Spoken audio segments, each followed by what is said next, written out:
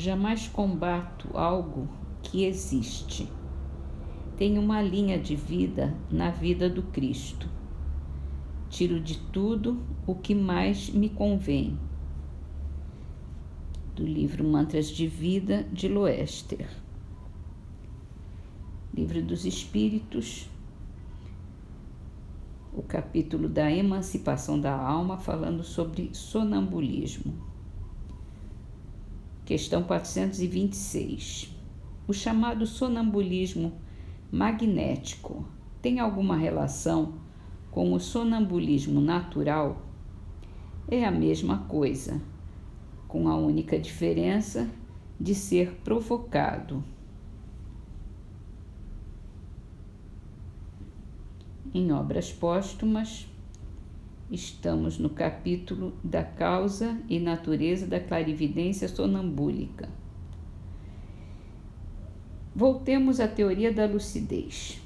Sendo a alma o princípio básico das faculdades do sonâmbulo, necessariamente nela é que reside a clarividência, e não nesta ou naquela parte circunscrita do corpo material. Essa razão porque o sonâmbulo não pode indicar o órgão dessa faculdade, como designaria os olhos, se se tratasse da visão exterior. Ele vê por todo o seu ser moral, ou seja, por toda a sua alma, visto que a clarividência é um dos atributos de todas as partes da alma, como a luz é um dos atributos de todas as partes do fósforo. Onde quer, pois, que a alma possa penetrar, há clarividência. Essa é a causa da lucidez dos sonâmbulos através de todos os corpos, sob os mais espessos envoltórios e a todas as distâncias. Uma objeção, como é natural, se apresenta a esse sistema e apressamo-nos a responder a ela. Se as faculdades sonambúlicas são as mesmas da alma desprendida da matéria, por que não são constantes essas faculdades? Porque alguns sonâmbulos são mais lúcidos do que outros? Porque num mesmo indivíduo a lucidez é variável. Concebe-se a imperfeição física de um órgão, mas não se concebe a da alma. Esta se acha presa ao corpo por laços misteriosos que não nos fora dado conhecer antes que o Espiritismo houvesse demonstrado a existência e o papel do perispírito. Tendo sido esta questão tratada de modo especial na Revista Espírita e nas obras fundamentais da doutrina, não nos estenderemos aqui sobre ela, limitando-nos a dizer que é pelos nossos órgãos materiais que a alma se manifesta no exterior. Em nosso estado normal, essas manifestações ficam naturalmente subordinadas à imperfeição do instrumento, do mesmo modo que o melhor artífice não pode fazer obra perfeita com utensílios ruins. Assim, por muito admirável que seja a estrutura do nosso corpo, qualquer que tenha sido a providência da natureza com relação ao nosso organismo para o exercício das funções vitais, acima desses órgãos, sujeitos a todas as perturbações da matéria, há a sutileza da nossa alma. Enquanto, pois, ela se conserva presa ao corpo, sofre-lhe os entraves e as vicissitudes. O fluido magnético não é a alma, é um liame, um intermediário entre a alma e o corpo.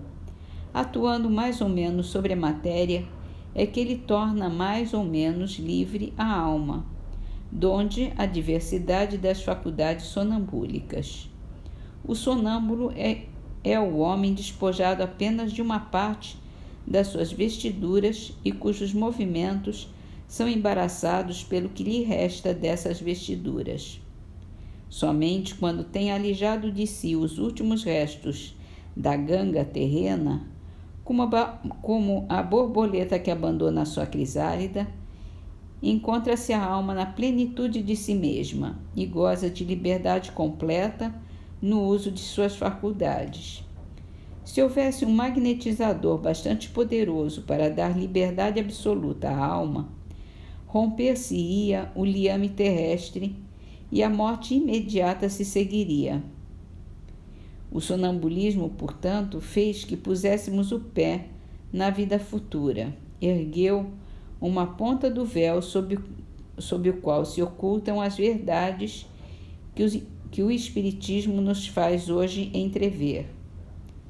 Não a conheceremos, todavia, em sua essência, senão quando nos houvermos desembaraçado por completo da cobertura material que neste mundo a obscurece.